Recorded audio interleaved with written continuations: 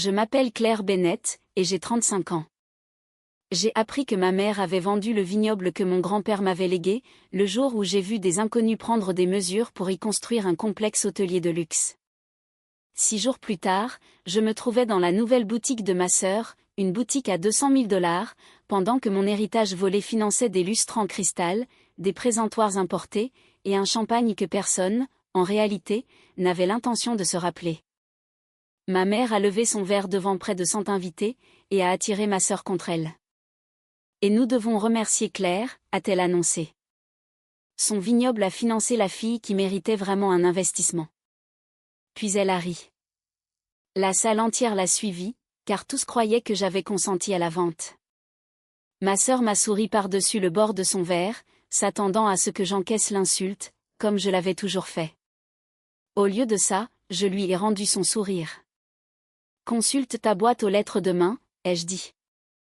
L'expression de ma mère a changé pendant moins d'une seconde, mais je l'ai vue.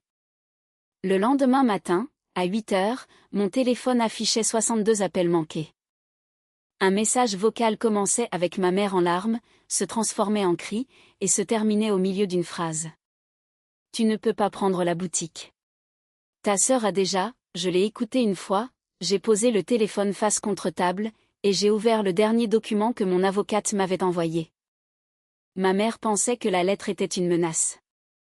C'était en fait la carte de tout ce qu'elle était sur le point de perdre. Elle avait falsifié ma signature, réécrit les dernières volontés de mon grand-père, et utilisé mon silence comme une permission. Ce qu'elle ne savait pas, c'est que pendant qu'elle s'occupait du champagne pour la grande inauguration, moi, je m'arrangeais pour que chaque dollar mène un tribunal directement jusqu'à elle. Avant de vous dire ce que contenait cette lettre, et pourquoi une seule phrase a poussé ma mère à m'appeler 62 fois, dites-moi quelle heure il est, où vous vous trouvez, et d'où vous regardez cette vidéo. Je veux voir jusqu'où l'histoire de Claire peut voyager.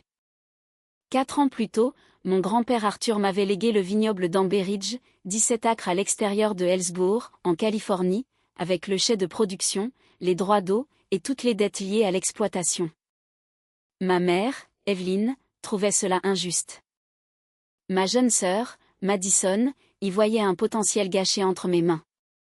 Aucune des deux n'a mentionné que j'avais passé 12 étés à travailler aux côtés de grand-père, tandis que Madison n'apparaissait que pour des photos au milieu des vignes.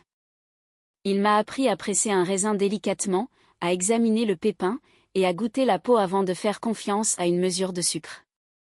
Les chiffres te disent quand le fruit est mûr, disait-il. Mais le soin que tu y portes, lui, te dit si la terre te survivra. Ces mots ont façonné ma carrière de consultante en redéveloppement agricole, aidant de petits vignobles à réduire leur consommation d'eau et à reconstituer des sols épuisés. J'ai réinvesti la quasi-totalité des premiers profits d'Amber Ridge dans l'irrigation, le contrôle de l'érosion, et la certification régénérative. Ma mère ne voyait que sa valeur marchande.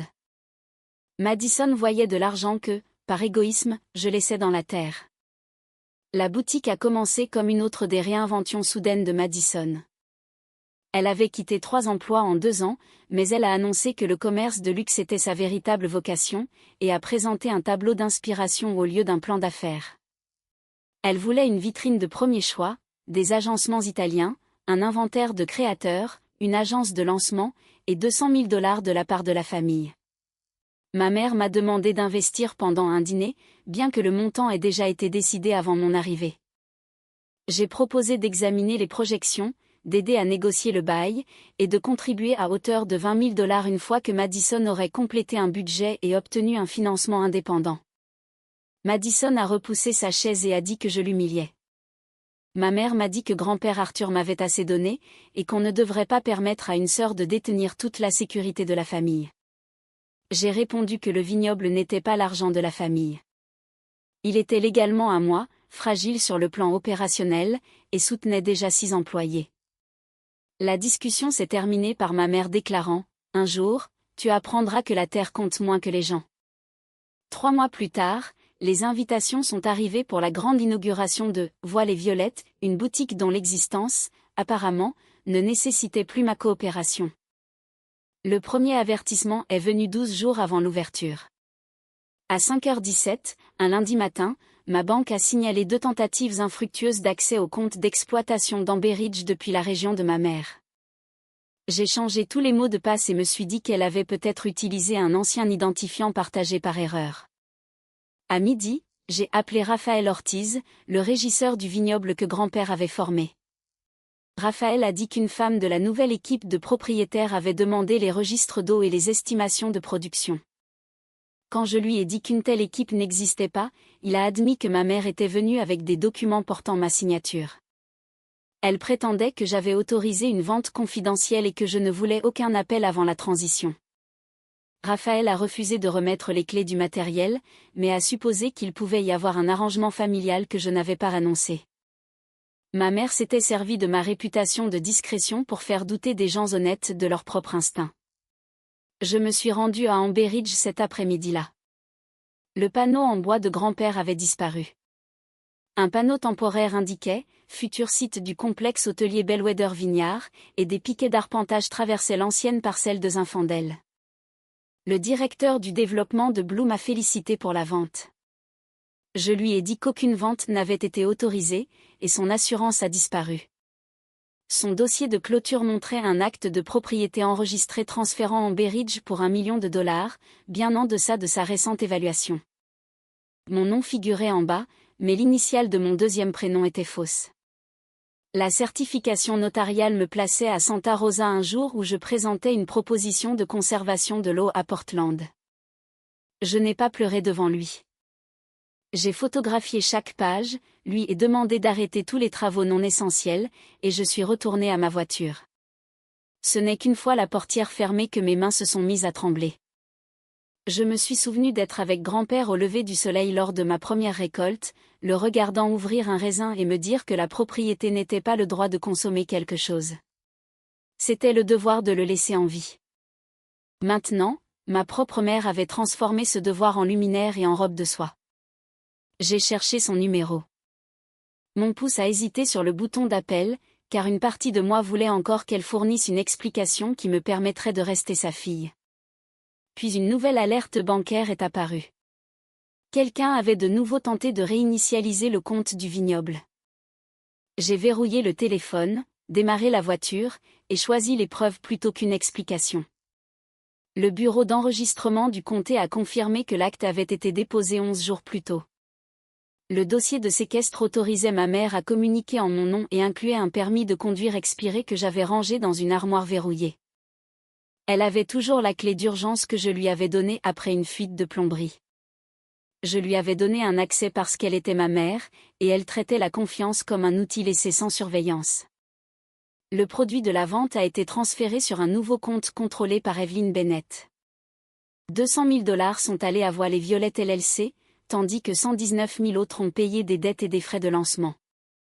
Plus de $600 000 restaient, mais des transferts étaient en attente. Si je la confrontais, elle pourrait disperser l'argent avant que je n'obtienne une ordonnance. J'ai appelé Naomi Price, une avocate que je connaissais grâce à des projets de terrains agricoles, et je lui ai donné l'acte, mes registres de Portland, les alertes, et les photos de l'arpentage. Elle ne m'a promis aucune victoire facile. Blue avait payé de l'argent réel et croyait avoir acheté la propriété légalement. L'acte falsifié pouvait être annulé, mais préserver la terre et tracer les fonds nécessitait une action immédiate. Elle m'a dit de documenter le cas en tant que propriétaire dont l'actif était en train d'être démantelé.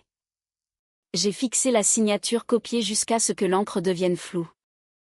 Protéger la terre pourrait me coûter la dernière illusion que j'avais sur ma famille. Naomi a déposé une plainte civile et a demandé une ordonnance d'urgence pour empêcher toute modification du vignoble ou tout mouvement des fonds. J'ai reconstitué le jour de la signature à partir de calendriers, de relevés de cartes de crédit, de reçus d'hôtel, et d'un enregistrement de ma présentation à Portland. La falsification copiait le nom soigné de mon ancien passeport, et non la signature abrégée utilisée sur des années de documents professionnels. J'ai contacté la notaire dont le sceau apparaissait sur l'acte.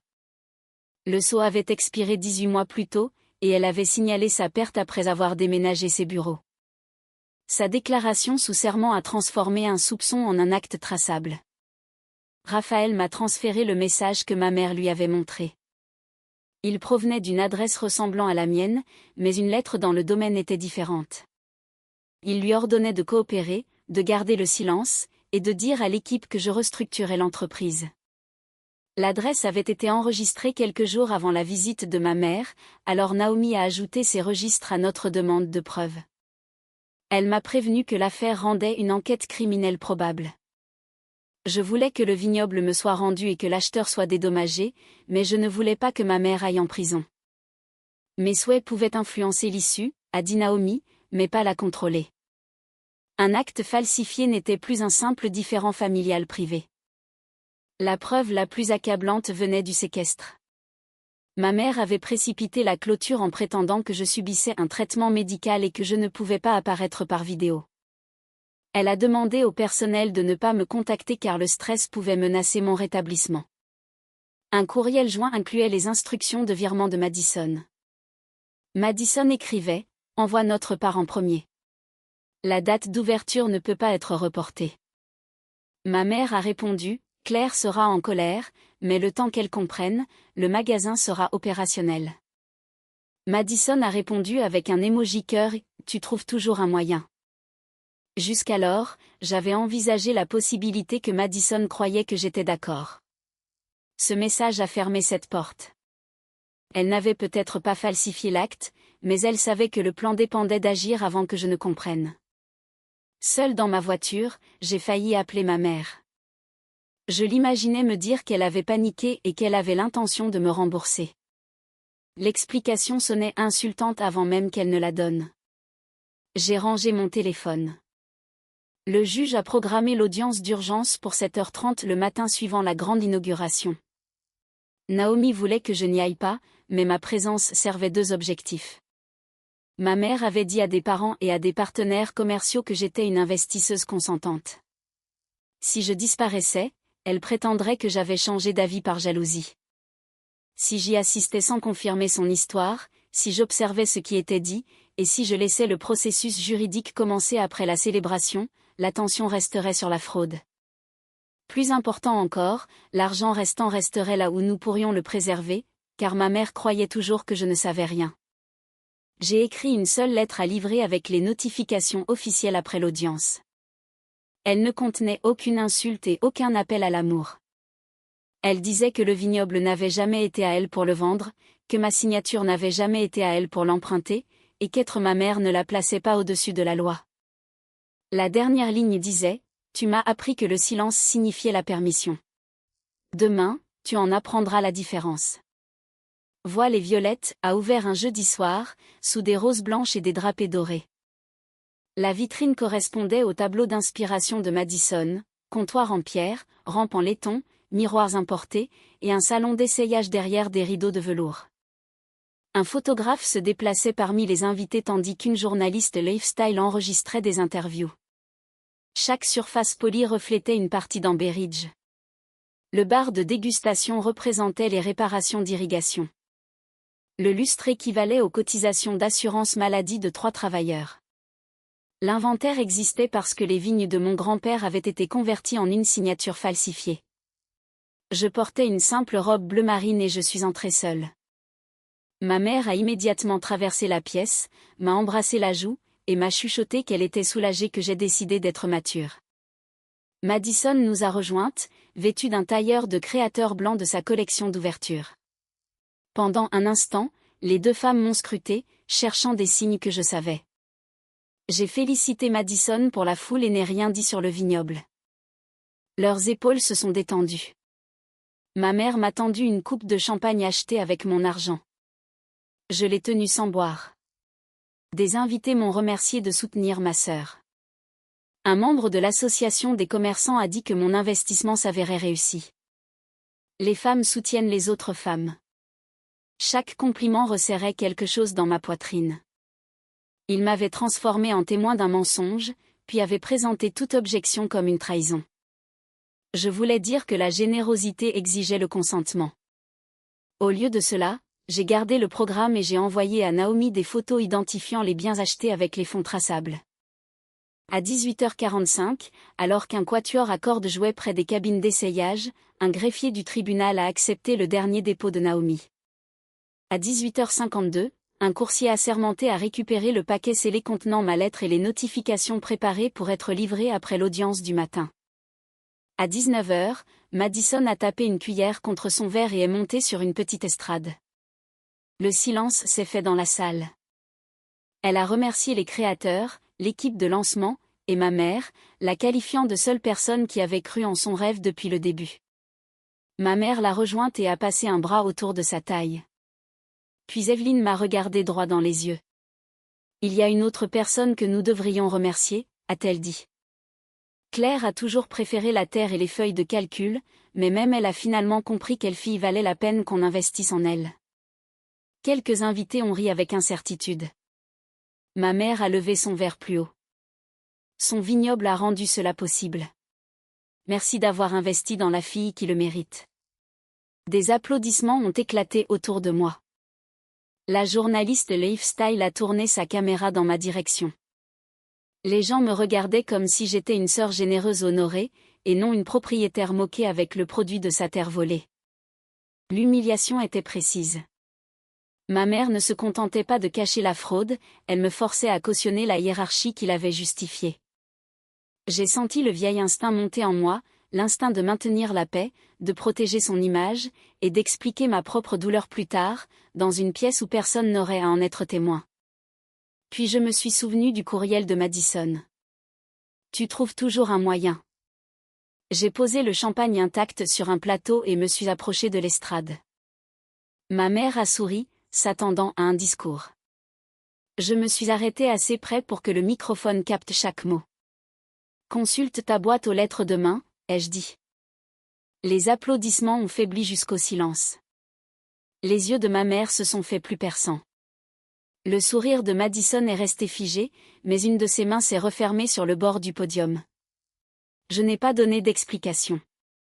J'ai remercié le membre du personnel le plus proche, j'ai pris mon manteau, et je suis sorti alors que le photographe continuait de prendre des photos. Derrière moi, ma mère a ri trop fort et a dit aux invités que je faisais une scène pour une surprise familiale. Sur le parking, Naomi a confirmé que le juge entendrait notre demande d'urgence à 7h30. Bellwether avait volontairement interrompu la construction après avoir appris que l'acte de propriété était contesté. Tout dépendait maintenant de la survie des documents à un examen minutieux, et non des aveux de ma mère. Je suis rentré chez moi et j'ai dormi 4 heures. Pendant que ma mère et Madison restaient tard, posant à côté du logo de la boutique, le colis du coursier transitait par un centre de distribution de l'autre côté de la ville.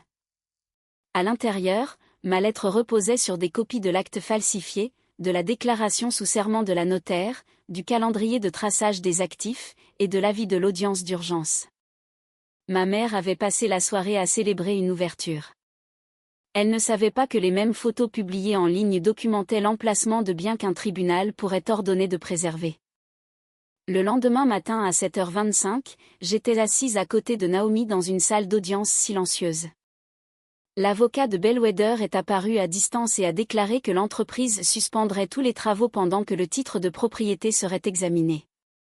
Le juge a examiné l'initiale incorrecte de mon deuxième prénom, mes registres de Portland, le sceau de notaire expiré, la fausse adresse électronique, et le transfert du produit de la vente sur des comptes contrôlés par ma mère et l'entreprise de Madison. À 8h12, elle a émis une ordonnance restrictive temporaire. L'ordonnance interdisait toute modification supplémentaire à Amber Ridge, gelait le solde traçable de la vente, interdisait à Voiles et Violettes de vendre ou de déplacer des stocks de grande valeur en dehors des opérations ordinaires surveillées, et enregistrait un avis que le titre du vignoble était en litige. Cela ne décidait pas de l'ensemble de l'affaire. Cela empêchait ma mère de rendre la récupération impossible avant que l'affaire ne puisse être entendue. À 8h20, le coursier a livré le paquet à la maison de ma mère et a obtenu sa signature. 3 minutes plus tard, elle a appelé. J'ai regardé le téléphone vibrer jusqu'à ce que l'écran s'éteigne. Madison a appelé ensuite. Puis ma mère à nouveau. À 9h, il y avait 21 appels manqués. À 10h30, il y en avait 62. 17 de Madison, 34 de ma mère, et le reste de parents qui avaient reçu des versions frénétiques de l'histoire. J'ai ouvert le premier message vocal. Ma mère a commencé en larmes. Elle a dit que l'acte était un malentendu et a insisté sur le fait qu'elle avait toujours prévu de me rembourser. Puis sa respiration s'est calmée et son ton a changé. Elle m'a accusé d'humilier Madison, de saboter une jeune entreprise, et d'avoir attendu après l'ouverture pour rendre les dégâts plus cruels. Dans les dernières secondes, la panique a submergé la performance. Tu ne peux pas prendre la boutique. Madison a déjà signé des garanties auprès des fournisseurs et si la banque gèle cet argent, elle perd tout. Claire, tu dois m'appeler avant que les gens apprennent ce que tu as fait. Le message vocal suivant venait de Madison. Elle prétendait avoir cru que j'approuverais finalement et a dit que l'emoji cœur ne prouvait rien. Elle ne s'est pas excusée d'avoir dépensé l'argent. Elle a décrit les employés qu'elle avait embauchés, le bail qu'elle avait signé, et la réputation que j'étais en train de détruire. Le troisième message de ma mère a abandonné toute supplication. Elle a dit, grand-père Arthur aurait honte de me voir choisir la propriété plutôt que la famille. C'est à ce moment-là que j'ai arrêté d'écouter. J'ai posé le téléphone face contre table et j'ai regardé la copie de ma lettre. Je n'avais pas choisi la propriété plutôt que la famille. Ma mère avait choisi la vitrine de Madison plutôt que mon consentement, le testament de mon grand-père, 6 emplois au vignoble, et la loi.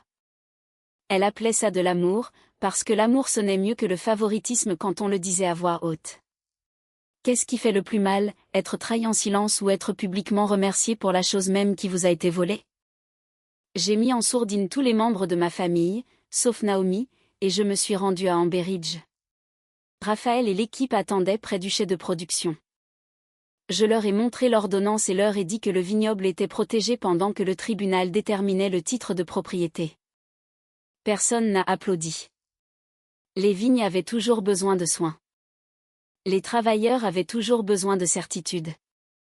Et Bellwether faisait également face à une perte causée par ma mère. La vengeance ne ressemblait pas à un feu d'artifice. C'était comme refuser enfin d'absorber le coup pour que tout le monde puisse rester à l'aise. Dans l'après-midi, le propriétaire de la boutique avait reçu l'ordonnance de préservation. L'assureur du titre de propriété avait ouvert une enquête pour fraude, et la journaliste locale avait remplacé son joyeux article d'ouverture par une brève déclaration selon laquelle le financement de Voiles et Violettes faisait l'objet d'un litige juridique. Les photos de la grande inauguration sont restées en ligne. Sur l'une d'elles, ma mère était figée en plein rire, son verre levé vers moi. C'est devenu l'image dont chaque invité s'est souvenu lorsque la vérité a commencé à se répandre. Ma mère a exigé une réunion de famille. J'ai accepté seulement après que Naomi l'ait organisée et enregistrée dans son cabinet. Evelyn est arrivée habillée comme si l'apparence pouvait restaurer l'autorité.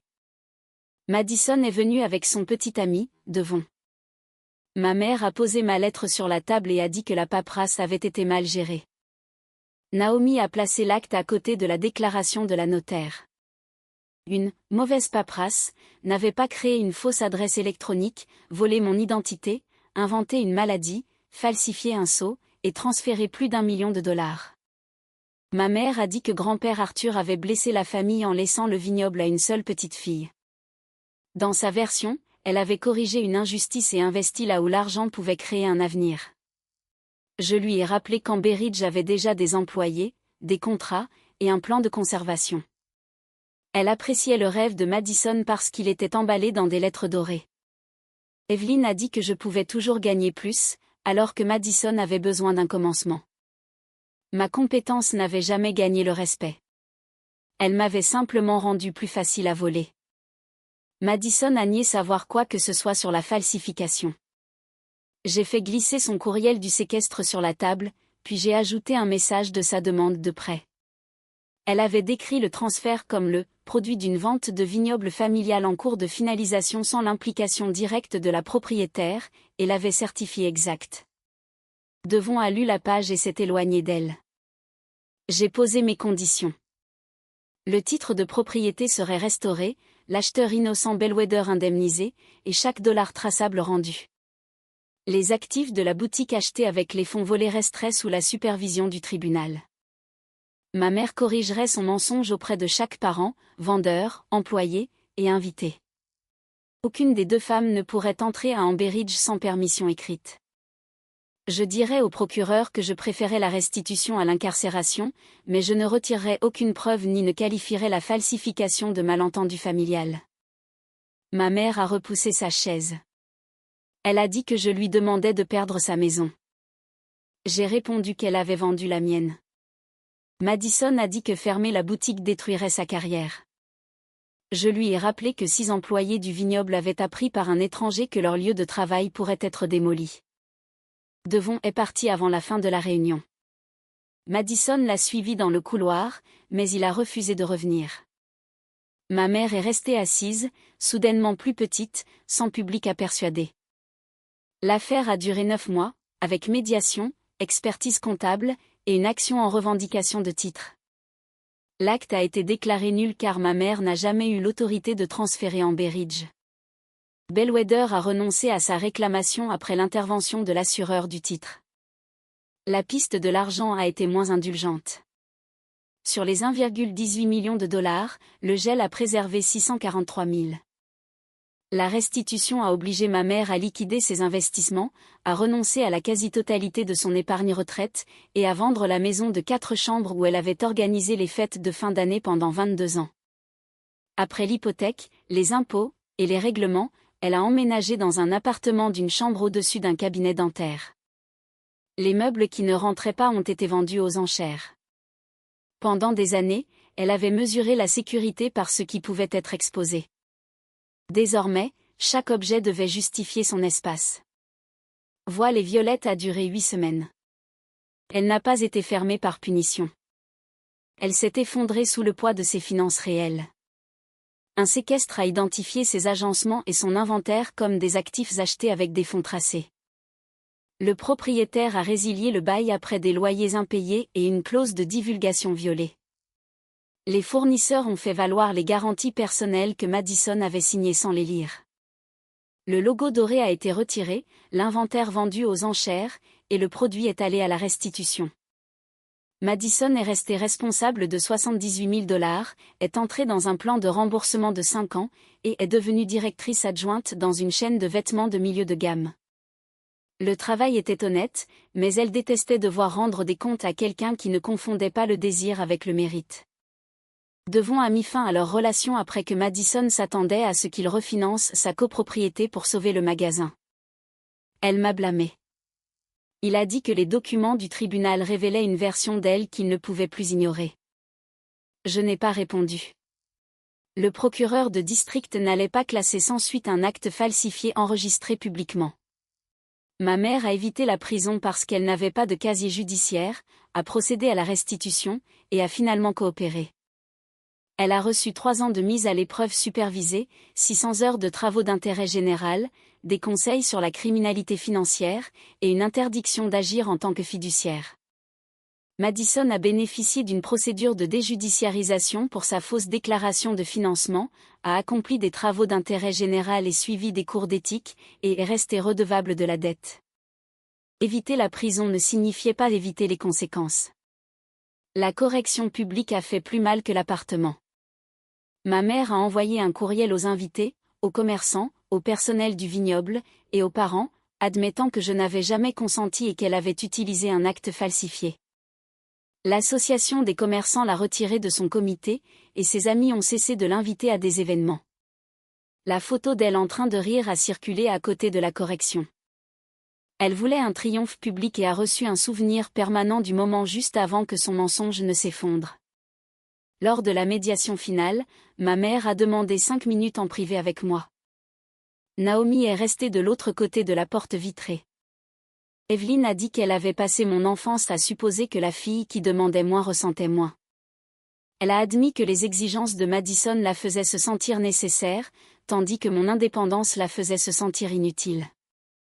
Au lieu de faire face à cette insécurité, elle m'a puni pour avoir survécu sans elle. C'était la première chose véridique qu'elle avait dite. Je lui ai dit que comprendre le mobile n'effaçait pas le choix. Elle avait franchi la distance entre le favoritisme et la fraude, un pas délibéré à la fois, en prenant ma clé, en copiant mon identité, en créant le courriel, en falsifiant l'acte, en mentant au séquestre, et en levant un verre. Elle s'est mise à pleurer. Je ne l'ai pas réconfortée. Certaines larmes appartiennent à la personne qui a causé les dégâts. J'ai signé l'accord après avoir confirmé que le vignoble, l'équipe et les pertes de Bellwether étaient protégées. J'ai refusé les dommages-intérêts punitifs supplémentaires qui auraient suivi ma mère toute sa vie, mais je n'ai pas rendu un seul dollar de la restitution ni sauvé Madison de ses garanties. La miséricorde, avais-je appris, ce n'était pas de restaurer le confort de quelqu'un d'autre à mes propres dépens. C'était de permettre aux conséquences de s'arrêter là où la responsabilité prenait fin. La première récolte après le retour d'Amberridge a commencé 11 mois après la grande inauguration. Nous avions perdu une saison de planification, plusieurs contrats, et une partie du calendrier de certification, mais nous n'avions pas perdu les vignes. J'ai promu Raphaël au poste de directeur des opérations, rétabli les avantages sociaux interrompus de l'équipe, et révisé le plan de redéveloppement pour que le vignoble puisse rester rentable sans vendre son identité à une société de villégiature. J'ai aussi créé un fonds d'apprentissage au nom de grand-père Arthur pour les jeunes travailleurs agricoles, apprenant la restauration des sols et la gestion de l'eau. Mon héritage a cessé d'être quelque chose que je ne faisais que défendre. C'est devenu quelque chose que j'ai choisi d'étendre. J'ai changé les systèmes qui avaient permis à l'accès familial de devenir une autorité commerciale. La clé d'urgence de ma mère a été détruite. Chaque compte nécessitait une approbation en 2 étapes, et Naomi a aidé à placer les terres sous une structure de conservation qui empêchait un transfert précipité sans examen indépendant. Aucune de ces protections n'était romantique, mais elles étaient une autre forme de soin. Grand-père avait fait confiance à mon jugement. L'honorer signifiait construire une protection plus forte que la confiance seule. J'ai gardé l'acte falsifié dans un dossier verrouillé, non pas comme un trophée, mais comme la preuve qu'un amour sans limite pouvait être réécrit en permission par quiconque était assez déterminé. Pour le dîner de récolte, j'ai invité l'équipe, Naomi, des amis proches, des viticulteurs voisins, et le représentant de Bellwether qui avait arrêté la construction lorsque j'avais présenté les premières preuves. Je n'ai pas invité ma mère ni Madison. Cette absence n'était pas une annonce dramatique. C'était une limite. La famille avait passé des années à traiter ma présence comme garantie et mes possessions comme négociables. Je n'offrais plus ni l'un ni l'autre sans confiance. Au coucher du soleil, ma mère a envoyé un message demandant à me rendre visite, disant qu'elle voulait se tenir là où grand-père Arthur s'était tenu autrefois. Des mois plus tôt, cette demande m'aurait rempli de culpabilité. Cette fois, je l'ai lue sans confondre culpabilité et obligation. J'ai répondu, le vignoble n'a pas de place pour les gens qui ne savent pas comment l'apprécier. Puis j'ai mis le téléphone dans ma poche et je suis retournée à table. Je ne me suis pas sentie victorieuse quand le message a été marqué comme lu. Je me suis sentie lucide. Pendant la plus grande partie de ma vie, ma mère s'était appuyée sur le délai entre le moment où elle me blessait et ma volonté de le nommer. Ce délai avait disparu. Elle pouvait regretter l'appartement, la mise à l'épreuve, ou les excuses publiques, mais l'accès à moi ne ferait plus jamais partie d'un règlement qu'elle croyait pouvoir négocier. Madison n'a jamais rouvert voile et violette. Pendant un temps, elle a posté des messages vagues sur la trahison et les parents jaloux. Il recevait de moins en moins de sympathie chaque fois que quelqu'un y joignait la correction publique. Finalement, les publications ont cessé. 2 ans après le début de son plan de remboursement, elle m'a envoyé de courtes excuses qui ne contenaient aucune demande d'argent. Elle a admis qu'elle en savait assez pour arrêter la vente et qu'elle avait choisi de ne pas le faire parce que la boutique comptait plus pour elle que la manière dont elle était financée. J'ai accusé réception du message mais n'ai pas promis de réconciliation. Des excuses peuvent commencer une réparation. Elles ne peuvent pas fixer un délai à la personne blessée. Ma relation avec ma mère est devenue limitée et formelle. Nous communiquions par de brefs messages sur de véritables urgences. Je ne lui ai pas rendu visite dans son appartement et elle n'est pas entrée dans le vignoble. Sa mise à l'épreuve a finalement pris fin, mais la limite est restée. Elle avait autrefois cru que les conséquences étaient des obstacles temporaires que ma compétence résoudrait pour elle. La conséquence la plus importante a été d'apprendre que je ne le ferais pas. La lettre que j'ai envoyée n'a pas détruit ma famille. Elle a exposé la version de la famille qui exigeait qu'une femme renonce à ses droits pour qu'une autre puisse continuer à rêver. Ma mère a perdu sa maison, la majeure partie de sa retraite, sa position dans la communauté, et l'autorité qu'elle avait utilisée pour définir qui méritait quoi. Madison a perdu la boutique, sa relation, et l'illusion que l'enthousiasme pouvait remplacer la responsabilité. J'ai retrouvé Amber Ridge, mais j'ai aussi retrouvé quelque chose de moins visible. Le droit de raconter ma propre histoire sans demander aux personnes qui m'ont trahi d'approuver le langage. Grand-père Arthur m'a un jour appris que le soin, et non la possession, détermine si une terre survit à son propriétaire. Je pense que la même chose est vraie pour le respect de soi. Il ne survit que lorsque nous le protégeons avant que d'autres personnes ne décident qu'il est disponible pour l'échange. Si vous deviez choisir entre maintenir la paix dans votre famille et protéger ce qui vous revenait de droit, resteriez-vous silencieux jusqu'à ce que les preuves soient complètes, ou les confronteriez-vous dès que vous découvririez la trahison? Nous espérons que cette histoire vous a donné quelque chose de précieux à retenir.